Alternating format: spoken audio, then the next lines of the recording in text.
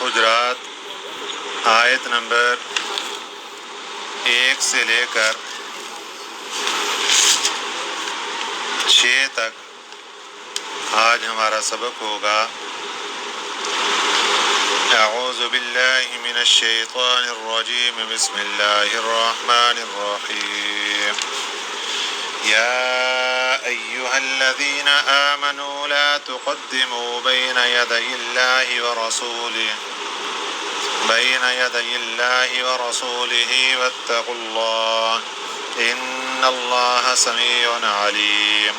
یا ایہا الذین آمنوا لا ترفعوا اصواتکم فوق صوت النبی ولا تجهروا له بالقول كجهر بعضكم لبعض أن تحبط أعمالكم وأنتم لا تشعرون۔ صدق اللہ العظیم۔ نبی پاک صلی اللہ علیہ وسلم بنو تمیم ایک قبیلہ ہے،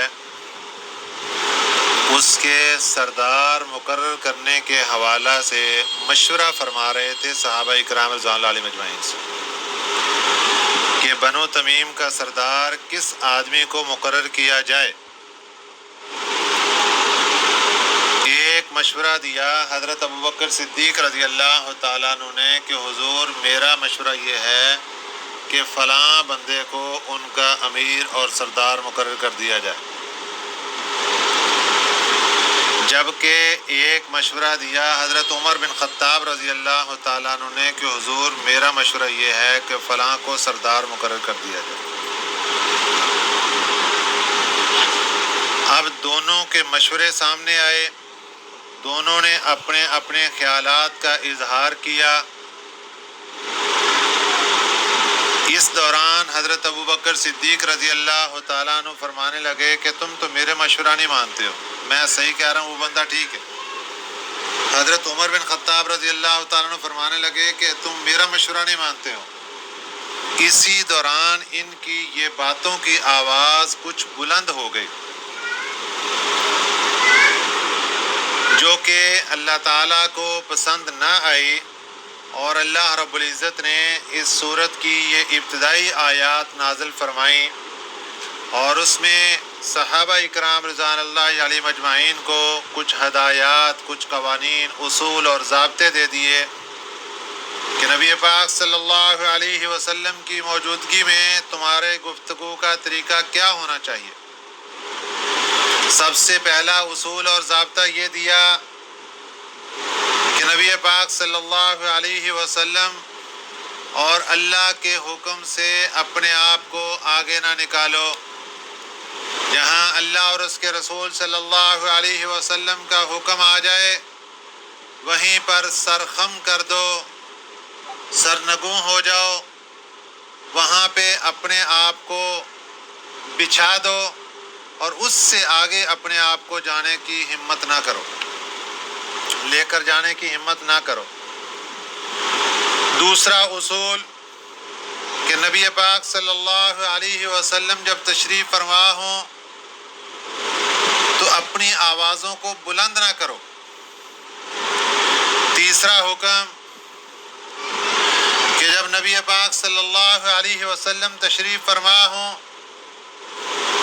تو آپ صلی اللہ علیہ وسلم سے گفتگو کرتے ہوئے یہ انداز نہ اختیار کرو جس طرح آپس میں بات کرتے ہو، اونچی آواز سے بات کر لی۔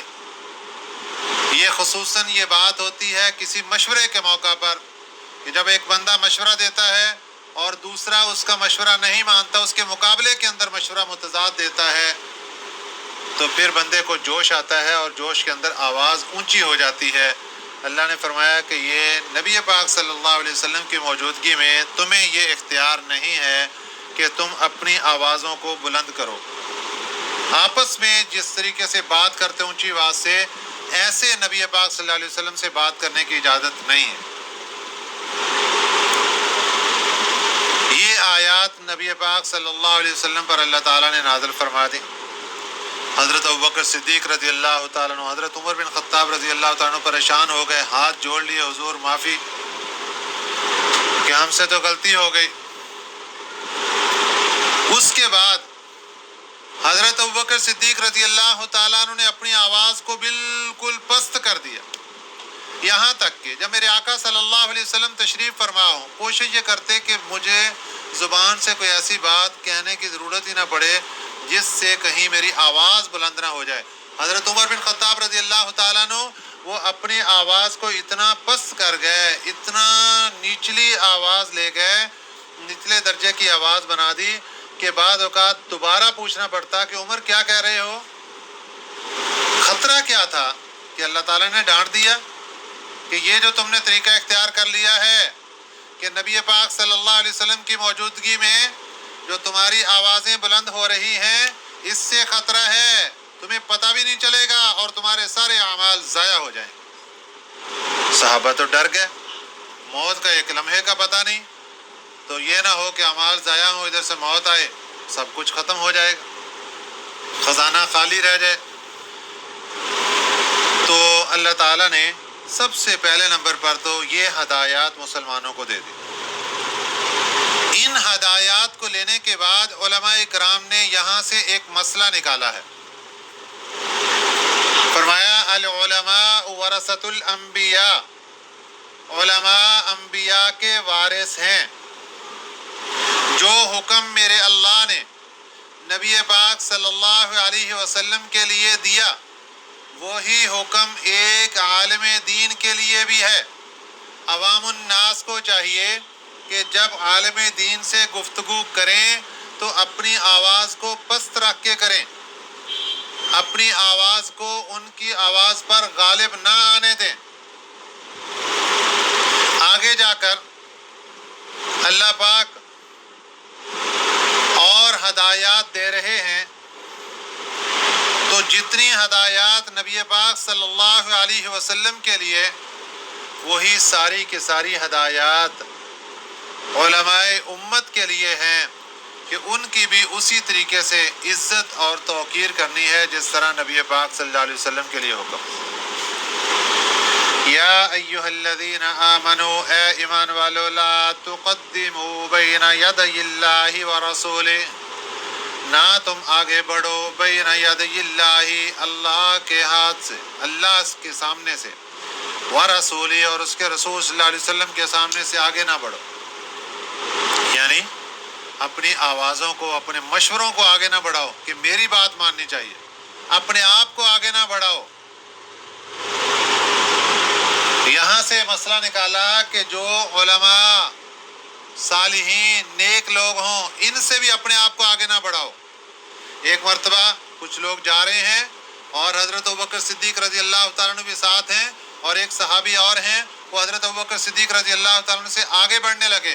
میرے آقا صلی اللہ علیہ وسلم نے ان کو بلایا اور بلا کر فرمایا کہ یہ اس امت کے انبیاء کے بعد سب سے بہترین آدمی ہیں، تم ان سے آگے کیوں نہیں کر رہے؟ یعنی ان کی عزت کا خیال رکھو، ان کی عظمت کو اپنے دل کے اندر جماؤ، تم ان سے آگے نہ نکلو، اپنے آپ کو ان سے آگے نہ بڑھاؤ۔ لا تقدموا بین یدی اللہ ورسولہ، نہ تم آگے بڑھاؤ اللہ کے سامنے سے اور رسول پاک صلی اللہ علیہ وسلم سے۔ واتقوا اللہ، اور اللہ سے ڈرو۔ ان اللہ سمیع علیم، بے شک اللہ سننے والا، جاننے والا ہے۔ دوسرا حکم، یا ایھا الذین آمنوا، اے ایمان والو، لا ترفعوا اصواتکم، نہ تم بلند کرو اپنی آوازوں کو، فوق صوت النبی، نبی پاک صلی اللہ علیہ وسلم کی آواز پر۔ اس کا ایک مطلب تو یہ ہے کہ آپ صلی اللہ علیہ وسلم جب مشورہ دے رہے ہیں تو اپنی آواز کو آپ صلی اللہ علیہ وسلم کے مشورے سے نیچے رکھو، ان کی آواز سے زیادہ آپ کی آواز نہیں ہونی چاہیے، پست رکھو اپنی آواز۔ دوسرا مطلب یہ ہے کہ نبی پاک صلی اللہ علیہ وسلم کی موجودگی میں اپنی آواز کو بلند نہ کرو۔ روضہ رسول صلی اللہ علیہ وسلم پر جب سلام پیش کرنے کے لیے حاضر ہوتے ہیں تو معاہدہ شریف میں جو جالیاں لگی ہوئی ہیں جس کے سامنے کھڑے ہو کر مرد حضرات درود و سلام پیش کرتے ہیں میرے آقا صلی اللہ علیہ وسلم کے دربار اقدس میں، وہاں پر سب سے موٹے نمبر پر یہی آیات لکھی ہوئی، یا ایھا الذین آمنوا لا ترفعوا اصواتکم فوق صوت النبی، نبی کی آواز سے اپنی آواز کو بلند نہ کرو، نبی کی موجودگی میں اپنی آواز کو بلند نہ کرو۔ بہت سے لوگ وہاں جاتے ہیں اور وہاں جا کر بھی بے ادبی کر جاتے ہیں۔ نبی پاک صلی اللہ علیہ وسلم جس مجلس میں موجود ہوں وہاں اللہ تعالیٰ فرما رہے ہیں ان سے بلند آواز نہ کرو، اور اس طریقے سے ان کے ساتھ مخاطب نہ ہو جس طریقے سے آپس میں بات چیت کرتے ہو۔ تیسرا حکم، وَلَا تَجْهَرُوا لَهُ بِالْقَوْلِ كَجَهْرِ بَعْضِكُمْ لِبَعْضٍ، اور نہ تم بلند آواز سے لہو ان کے ساتھ بالقول بات کرو، بلند آواز سے بات نہ کرو ان سے، کجہر بعضکم لبعض، جس طرح بلند آواز سے آپس میں ایک دوسرے سے بات کرتے ہو۔ نقصان کیا ہوگا؟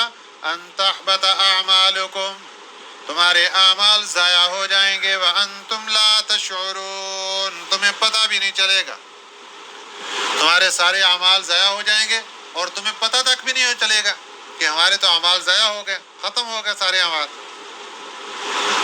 یہ اللہ پاک نے سارے احکامات صحابہ اکرام کو دیے، اور اس کے بعد صحابہ اکرام رضی اللہ علیہ مجمعین نے اپنی آواز کو پست کر دیا۔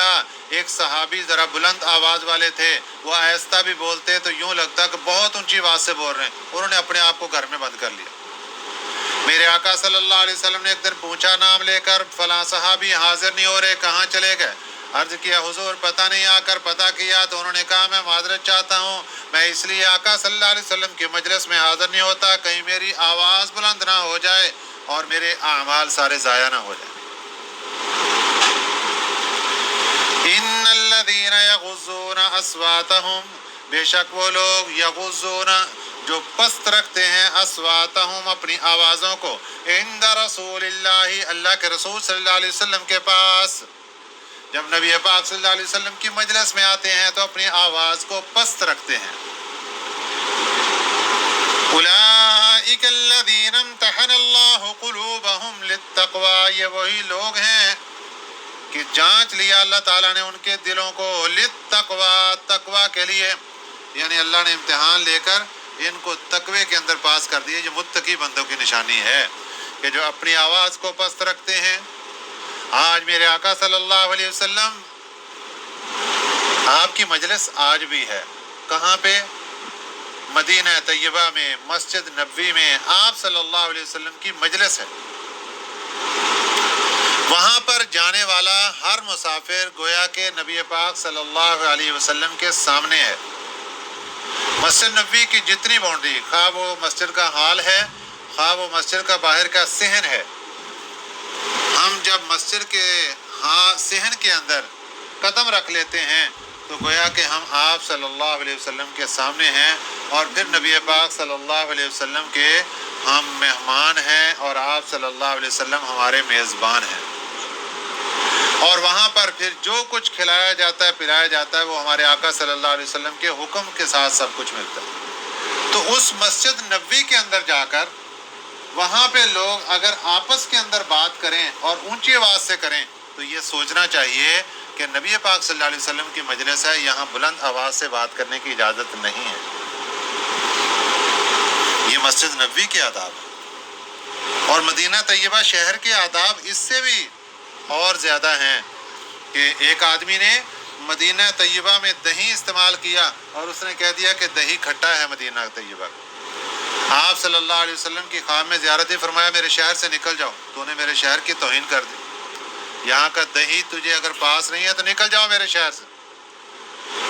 تو آپ صلی اللہ علیہ وسلم کے ساتھ محبت کا مطلب ہے کہ جن جن چیزوں کی نسبت آپ صلی اللہ علیہ وسلم کے ساتھ ہے وہ ان سب چیزوں سے محبت ہونی چاہیے، تو کہیں کوئی ایسی غلطی، کوئی ایسی گستاخی نہ ہو جائے جس سے نبی پاک صلی اللہ علیہ وسلم کی ناراضگی سامنے آ جائے۔ اور یہ جو آواز کو بلند کرنا یہ تو بہت بڑے نقصان کی بات ہے۔ فرمایا ان الذین یغضون اصواتہم، وہ لوگ جو پست رکھتے ہیں اپنی آوازوں کو، عند رسول اللہ، اللہ کے رسول صلی اللہ علیہ وسلم کے پاس، اولئک الذین امتحن اللہ قلوبہم للتقوی، یہ وہی لوگ ہیں کہ جانچ لیا اللہ تعالیٰ نے ان کے دلوں کو تقوی کے لیے۔ لہم مغفرۃ واجر عظیم، ان کے لیے بخشش ہے اور اجر عظیم ہے۔ بنو تمیم کا یہ واقعہ چل رہا تھا، انہوں نے کوئی مسئلہ پوچھنا تھا نبی پاک صلی اللہ علیہ وسلم سے۔ دوپہر کا ٹائم تھا، آپ صلی اللہ علیہ وسلم اپنے حجرہ مبارک میں آرام فرما رہے تھے۔ آپ صلی اللہ علیہ وسلم نے جب مسجد نبوی کی تعمیر فرمائی تو اپنی رہائش کے لیے مسجد نبوی کے متصل آپ صلی اللہ علیہ وسلم نے حجرے تعمیر کروائے۔ ان میں کمرے تھے، یوں لگا لیں تقریباً 10 بائی 10 کا کمرہ، اور جو چھت تھی وہ تقریباً 7 سے 8 ہاتھ 7 چھت جو ہے وہ اونچی ہوتی، اور اس طریقے سے آپ صلی اللہ علیہ وسلم نے حجرے تعمیر کروائے۔ اس میں کچھ تھوڑے تھوڑے صحن بھی تھے، 6-7 ہاتھ کا صحن وہ ہوتا، اور یہ سارے آپ صلی اللہ علیہ وسلم کے 9 حجرے تھے جو مسجد نبوی کے متصل تھے۔ اور اس میں جو حضرت عائشہ صدیقہ رضی اللہ تعالیٰ عنہ کا حجرہ مبارک تھا، اس کے ساتھ ہی حضرت اماں فاطمہ رضی اللہ تعالیٰ عنہ کا حجرہ مبارک تھا۔ آپ صلی اللہ علیہ وسلم کی بیٹی کا گھر بھی ساتھ تھا۔ تو حضرت اماں فاطمہ رضی اللہ تعالیٰ عنہ کا حجرہ اور اماں عائشہ صدیقہ رضی اللہ تعالیٰ عنہ کا جو حجرہ تھا، یہ دونوں آج اس جگہ پر آ گئے ہیں جس کو روضہ رسول صلی اللہ علیہ وسلم کہا جاتا ہے، اور وہ جگہ مبارک بن گئی۔ اس کے ساتھ پھر ریاض الجنہ ہے، جو آپ صلی اللہ علیہ وسلم کے زمانے کی جو مسجد تھی اس کو ریاض الجنہ کا درجہ دیا گیا۔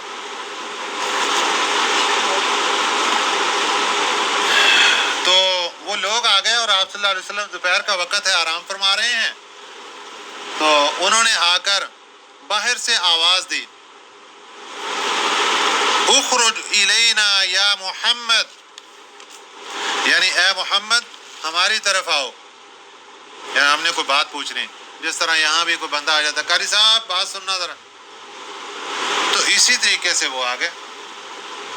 اب اللہ تعالیٰ نے نبی پاک صلی اللہ علیہ وسلم کی اس بات کو جو انہوں نے انداز اختیار کیا، فرمایا یہ تم نے گستاخی کی ہے، یہ بات جائز نہیں ہے، ایسا طریقہ اختیار نہیں کرنا چاہیے، منع فرما دیا۔ ان الذین ینادونک، جو بے شک وہ لوگ، ینادونک جو پکارتے ہیں تجھے، من وراء الحجرات حجروں کے باہر سے، حجرے کے باہر کھڑے ہو کر آواز دے کر پکارتے ہیں، اکثرهم لا یعقلون، ان میں اکثر بے وقوف ہیں، عقل نہیں ہے ان کو۔ آواز دے کر نہیں پکارنا چاہیے، کرنا کیا چاہیے؟ وہ اللہ کے نبی صلی اللہ علیہ وسلم ہیں، کائنات کے دولہ ہیں، ان کی عزت اور عظمت کا خیال رکھتے ہوئے تمہیں باہر بیٹھ کر انتظار کرنا چاہیے کہ جب وہ خود باہر تشریف لائیں گے تو اس وقت اپنا مسئلہ پیش کرو۔ وَلَوْ أَنَّهُمْ صَبَرُوا، اگر وہ صبر کر لیتے، حَتَّى تَخْرُجَ إِلَيْهِمْ، یہاں تک کہ آپ صلی اللہ علیہ وسلم خود تشریف لے آتے ان کے پاس، لَكَانَ خَيْرًا لَهُمْ، یہ ان کے لیے بہتر ہوتا۔ آپ صلی اللہ علیہ وسلم خود باہر نکلتے، پھر وہ اپنا مسئلہ پیش کرتے، یہ ان کے لیے بہتر ہوتا۔ اور یہ جو انہوں نے انداز اختیار کیا ہے کہ باہر سے آوازیں دینا شروع کر دیں، یہ انہوں نے گستاخی کی ہے۔ واللہ غفور الرحیم، اللہ تعالیٰ بخشنے والے، رحم کرنے والے ہیں۔ اگلی آیت مبارکہ کا شان نزول، نبی پاک صلی اللہ علیہ وسلم کے زمانے میں ایک غزوہ ہوا، غزوہ بنو المستلق، یہ قبیلے کا نام تھا، اور اسی کے اعتبار سے اس کو نام رکھ دیا گیا اس کا۔ تو یہ قبیلہ، بلکہ یہ یہاں پر غزوے کی بات نہیں، یہ اور واقعہ ہے، یہ قبیلہ تھا قبیلہ بنو المستلق۔ یہاں کا جو سردار تھے حارث بن زرار، یہ آپ صلی اللہ علیہ وسلم کی خدمت اقدس میں حاضر ہوئے اور انہوں نے اسلام قبول کر لیا۔ آپ صلی اللہ علیہ وسلم سے انہوں نے چند باتیں سیکھی، نماز کے متعلق، زکوٰۃ کے متعلق، اور پھر وہ چلے گئے، اور جاتے وقت ایک درخواست کر کے گئے کہ حضور میں جا کر اپنی قوم کو دعوت دوں گا، امید ہے وہ میری بات مان جائیں گے، تو جب ہم اپنے ہاں زکوٰۃ ساری اکٹھی کر لیں گے تو آپ فلاں تاریخ تک اپنا نمائندہ بھیج دینا، ہم ساری زکوٰۃ اکٹھی کر کے ان کو دے کے وہ مدینہ لے آئے گا۔ آپ صلی اللہ علیہ وسلم نے فرمایا بالکل ٹھیک ہے۔ یہ آدمی چلے گئے واپس، انہوں نے اپنی قوم کو جا کر دعوت دی، قوم مسلمان ہو گئی، زکوٰۃ کا مہینہ آیا، قوم کو زکوٰۃ کا کہا، سب نے زکوٰۃ جمع کروا دی۔ اب یہ انتظار کر رہے ہیں کہ کب آپ صلی اللہ علیہ وسلم کا قاصد آئے اور ہم ان کو زکوٰۃ جمع کروائیں۔ ادھر آپ صلی اللہ علیہ وسلم کے ایک صحابی تھے حضرت ولید بن عقبہ رضی اللہ تعالیٰ عنہ۔ آپ صلی اللہ علیہ وسلم نے ان کو اپنا قاصد بنا کر مدینہ طیبہ سے اس قبیلے کی طرف روانہ کیا۔ اب یہ جو صحابی تھے ان کا اس قبیلے کے ساتھ کوئی پرانا زمانہ جاہلیت کا دشمنی والا رویہ تھا۔ ایک روایت یہ ہے کہ یہ وہاں پہنچے، ان کو پتہ چلا کہ رسول اللہ صلی اللہ علیہ وسلم کے قاصد آئے ہیں، وہ شہر سے باہر نکلے استقبال کرنے کے لیے۔ انہوں نے سمجھا کہ لو بھائی آج میری خیر نہیں، یہ پرانی دشمنی کے اندر مجھے پکڑیں گے، میں اکیلا ہوں اور یہ سارے مل کے مجھے مار دیں گے۔ یہ وہاں سے واپس آ گئے، بھاگ گئے وہاں سے، اور نبی پاک صلی اللہ علیہ وسلم کو آ کر یہ کہہ دیا کہ حضور وہ تو مجھے قتل کرنے لگے تھے اور انہوں نے زکوٰۃ دینے سے انکار کر دیا۔ ایک واقعہ تو یہ ہے۔ دوسری روایت یہ ہے کہ یہ راستے سے یہ سوچ کے واپس آ گئے کہ جب میں ان کے پاس جاؤں گا تو وہ مجھے قتل کر دیں گے، اس لیے بچت یہی ہے کہ میں وہاں جاتا ہی نہیں ہوں۔ یہ واپس آ گئے۔ ادھر ان لوگوں نے جب سوچا کہ ہمیں اتنے دن ہو گئے اور آپ صلی اللہ علیہ وسلم نے جو وعدہ کیا تھا کہ فلاں تاریخ کو بندہ آئے گا ابھی تک نہیں آیا، تو انہوں نے آپس میں مشورہ کر کے انہوں نے کہا کہ کہیں آپ صلی اللہ علیہ وسلم ہم سے ناراض نہ ہو گئے ہوں، لہٰذا وہ خود ہی چل پڑے آپ صلی اللہ علیہ وسلم سے ملاقات کرنے کے لیے۔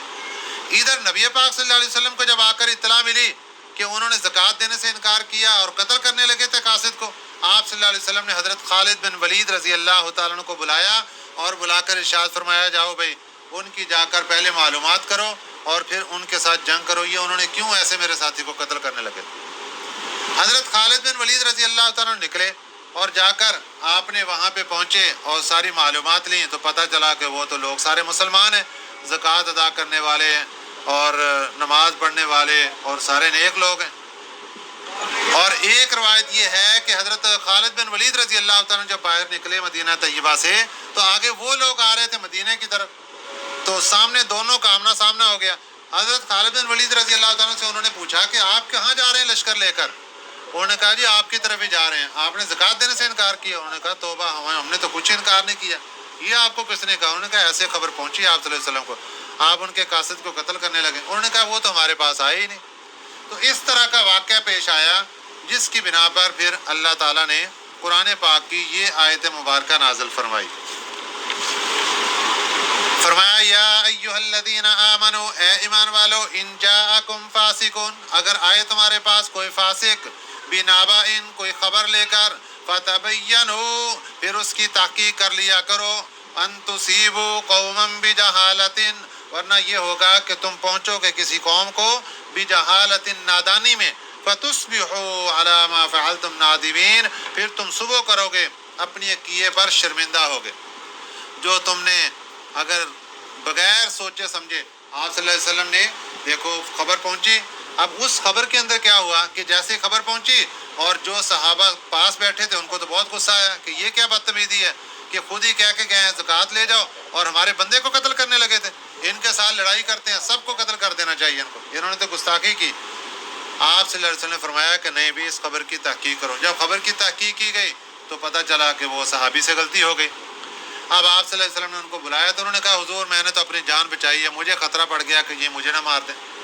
اب یہاں ایک سوال پیدا ہوا کہ اللہ کے نبی صلی اللہ علیہ وسلم کے صحابی نے جب آ کر یہ بات کی تو اللہ تعالیٰ نے یہاں پر فرمایا کہ اگر تمہارے پاس کوئی فاسق خبر لے کر آئے، فاسق کہتے ہیں کبیرہ گناہ کرنے والے کو، تو صحابہ اکرام رضوان اللہ علیہ مجمعین سے گناہ ہو گیا، صحابہ اکرام رضوان اللہ علیہ مجمعین سے گناہ ہو جاتا تھا۔ گناہ یہ نہیں کہ ان سے گناہ نہیں ہوتا تھا، وہ معصوم نہیں تھے، معصوم انبیاء علیہ السلام کی جماعت ہے، صحابہ محفوظ ہیں۔ محفوظ کا مطلب یہ ہوتا ہے کہ گناہ ہونے کا تو امکان ہے لیکن وہ گناہ باقی نہیں رہتا، اللہ تعالیٰ ان کی حفاظت فرماتے ہیں اور وہ توبہ طیب ہو جاتے ہیں۔ اس صحابی سے بھی غلطی ہوئی اور اللہ تعالیٰ نے ان کو معاف کر دیا اور توبہ قبول ہو گئی۔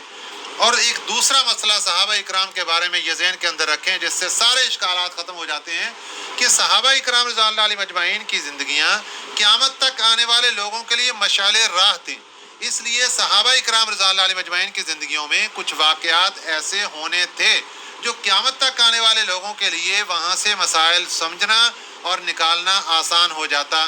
تو اس لیے اس صحابی سے یہ غلطی ہوئی، یہاں سے یہ مسئلہ نکل آیا کہ جو بھی کوئی فاسق بندہ اگر کوئی آ کر کو خبر دیتا ہے تو اس خبر کی پہلے تصدیق کر لی جائے، پھر اس خبر کے اوپر کوئی عمل درآمد کیا جائے. بغیر تحقیق کے اگر کرتے ہیں تو خطرہ ہے کہ کل کو پھر شرمندگی کا سامنا نہ کرنا پڑے. تو اس لیے صحابہ اکرام رضوان اللہ علیہم اجمعین کی جو زندگیاں ہیں وہ پاکیزہ ہیں، ان کے اوپر اس لفظ کے ساتھ کسی قسم کا داغ اور دبا نہیں آتا.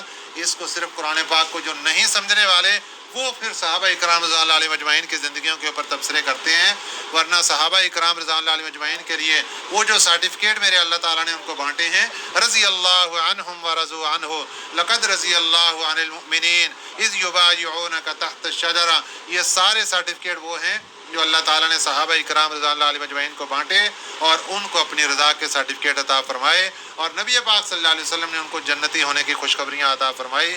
اللہ تعالیٰ ہمیں صحابہ اکرام رضوان اللہ علیہم اجمعین کے نقش قدم پر چلنے کی توفیق عطا فرمائے، اور صحابہ اکرام رضوان اللہ علیہم اجمعین کو صحیح معنی میں ان کی عظمت اور عزت کا خیال رکھنے کی اللہ تعالیٰ ہمیں توفیق عطا فرمائے.